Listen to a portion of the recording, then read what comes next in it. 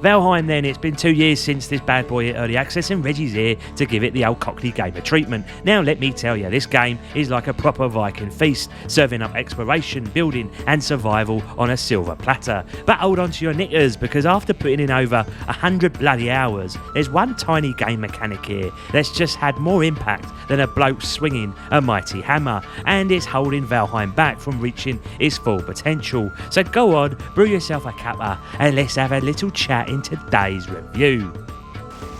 Based in Norse mythology, Valheim puts you smack bang in a world that's randomly generated, similar to games like Minecraft, where each world has a unique seed. But this ain't no walk in the park, lads. You're thrown into a wild land with different biomes and enemies lurking around every bloody corner. Your mission, simples, is to survive, innit? You gotta build yourself a proper shelter, hunt for grub, forge wicked weapons and armour, and take on some proper beastly bosses. And let me just say, they ain't no pushovers, these bosses. They'll knock you sideways and make you wish you were sipping tea with the Queen, God rest her soul. But here's where Valheim shines like a diamond. It's got this clever system that keeps you on track, always pushing you forward. When you stumble upon a new biome, you'll eventually stumble upon a big bad boss who drops sweet loot to aid your journey. It's like a never-ending cycle of setting up shop, exploring new lands, throwing up outposts and mining your arse off to craft gear strong enough to face the next big bad lad. And it's bloody epic. I was hooked from the get-go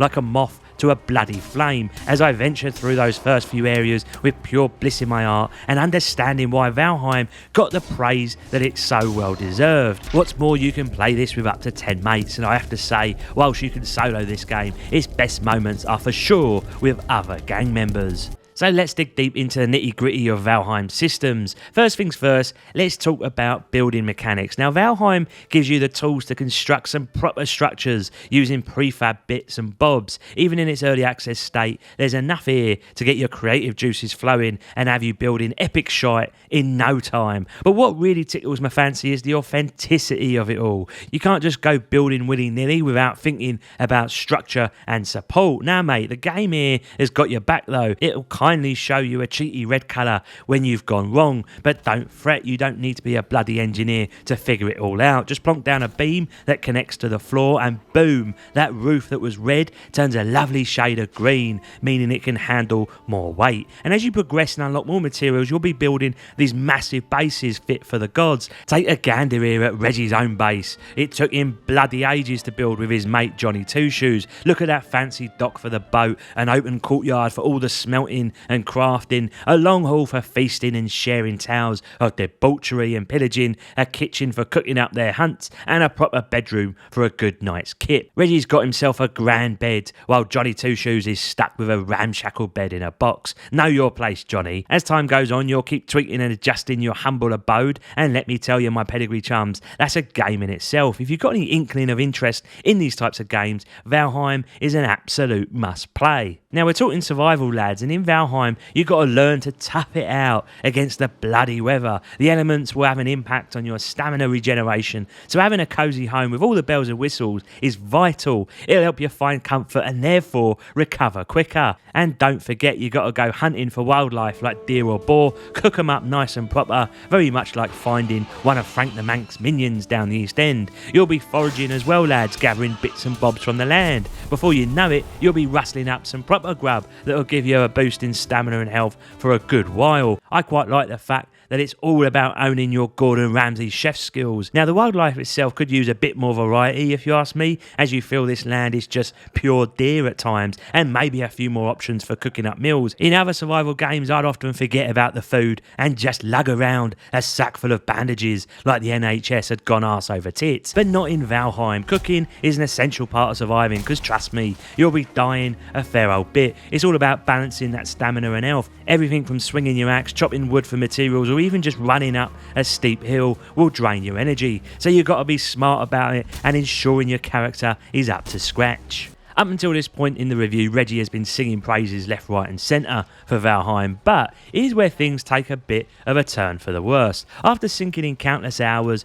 Reggie stumbled upon a right nasty problem that's an absolute killer for the game. And Valheim ain't no walk in the park, I tell you that. It's tough as nails, boys and girls, and you'll be kicking in the bucket more times than you can remember. But that ain't the reason this game loses its appeal. The enemies, they can be a bit clunky at times, feeling like you're swinging your weapon up close before you scatter off like a scared rabbit. You'll keep at it till you realise you're as weak and brittle as a bloke waiting for his bone scan, only to get your ass handed to you by a group of enemies and realise you need better gear. Now, gathering copper is a right pain in the arse. It's everywhere, but try carrying a load of it back to your smelter and you'll be making multiple trips like a pack mule. And it ain't so bad in the early stages, but when you need iron to take on the tougher buggers, you gotta venture into the godforsaken swamp. And let me tell you, the map in this game is bloody massive. I'm talking mind-boggling huge, like nothing I've ever seen before. Even them boats you build to sail the seas, even the fancy upgraded ones, they feel slower than a snail with a limp. I've put in well over 100 hours and I've barely scratched the surface of what's out there. With the random world generation, you have no clue where the next biome is, so you got to go out there, do some searching and pray you stumble upon it. Luckily, the game lets you craft portals, so as you reach new islands, you can set up outposts far from home and explore your heart's content in the dangerous bits. And if you kick the bucket, as long as you set up a respawn point, you can opt right back in and collect all your precious loot.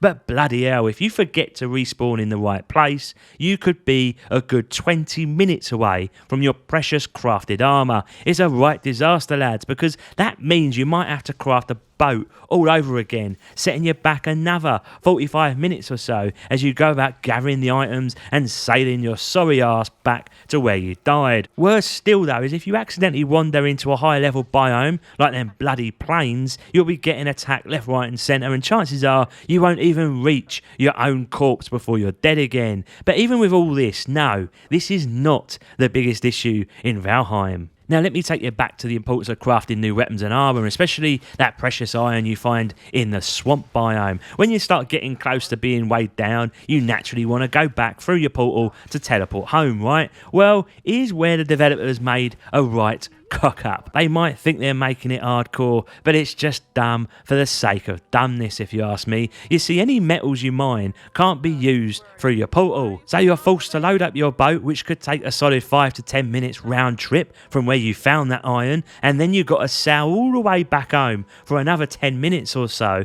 And God forbid if your ship sinks, you'll be doing this all over again as you search for them precious minerals. It brings the whole game to a screaming halt. You soon realise that something as simple as building a high quality torch for your home requires you to farm from some far-flung location. It's brutal, it's ridiculous, and it bloody kills the enjoyment and fun that the game does so well to build up. They need to get rid of this madness immediately. The game can still be tough as nails, but this one thing just makes everything downright brutal that even Johnny Two Shoes flinched. When I got to the mountain region, for example, the mere thought of hauling back silver to my humble abode filled me with utter dread, knowing how much flipping silver I needed. Now, I didn't cheat once in my whole playthrough until the last hour, where I decided to look up how to spawn the metals that I wanted. And once you cross that dark path, it's game over. You feel everything else around you becoming insignificant. I felt dirty doing it, but it wasn't my fault, people. It was the bloody teleport system. Now, when it comes to the visuals, Valheim has got plenty of charm with its low poly style. It may look simple at first glance, but let me tell you, it's an absolute stunner. And you see, one of the reasons they went for this style is to make the game run smooth on various systems, because as we said, this game is massive. Now, I'm playing on my 4K setup with a 4080 and 64 gigs of RAM, so I understand that's a bit fancy. But even for the regular folks, it should run quite well considering its early access state. The different biomes look unique, each having their own character. The meadows, mate, they lush and full of vegetation, with the grass swaying in the breeze. The dark forest, on the other hand, is more mystical and gives you that eerie vibe, as if Frank the Mank himself is hiding under your bed. And each biome follows suit with its own style. Picture this, a little river flowing between two majestic mountains, bathed in the soft glow of sunset. Absolutely beautiful, innit? There were moments here that I would just had to stop and stare, admiring the sheer beauty of it all. And you know what I loved? catching sight of my little settlement from afar after a long voyage and just taking a moment to appreciate my own creation. Now, as far as the downsides, well, sure, the lower fidelity is part of the art style, so I won't knock it for that, but I will say that the areas can feel a bit repetitive. With such vast landscapes, it's no surprise that you start to notice the reused assets. I reckon a smaller map with more diverse vegetation and rock formations, as well as a wider variety of wildlife, would really spruce things up. And while the particle effects are top notch, when they do occur, I can't help but crave for more of them. The animations could use a bit more polish too, even with the art style in play. There's quite a bit of clipping going on around the structures you build, and the vegetation can pop in and out. Overall though, graphically speaking, it's a brilliant game that just needs a bit of refining and polishing rather than a complete overhaul. When it comes to the sound department, Valheim sets the mood just right. It ain't trying to blow your eardrums out of nothing and give you an eargasm, but instead it does a solid job of setting the scene. The music is rock solid, it captures that Norse mythology vibe,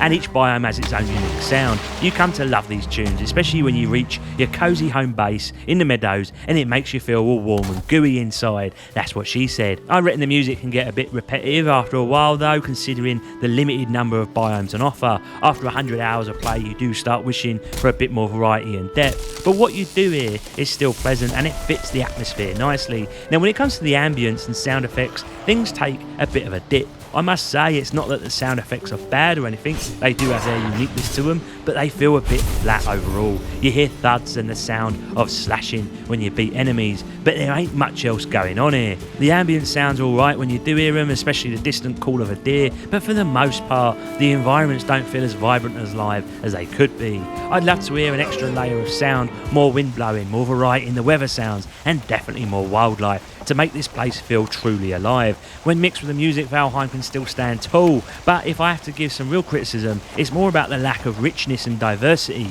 in what we're missing rather than what we actually get. Valheim in 2023 then is an absolute gem of a survival game, no doubt about it. Reggie and the lads were smitten with every aspect of it, be it the survival mechanics, the exploration, or the satisfying crafting systems. But the true shining star here is the ability to build your own home and create a sprawling base that goes beyond mere aesthetics. The boss battles provide a real challenge, the biomes are diverse and captivating, and the cooperative gameplay with mates adds another layer of enjoyment. The sound design and art style deserve special mention as well. The music captures the Norse mythology vibe, and each biome has its own distinct atmosphere.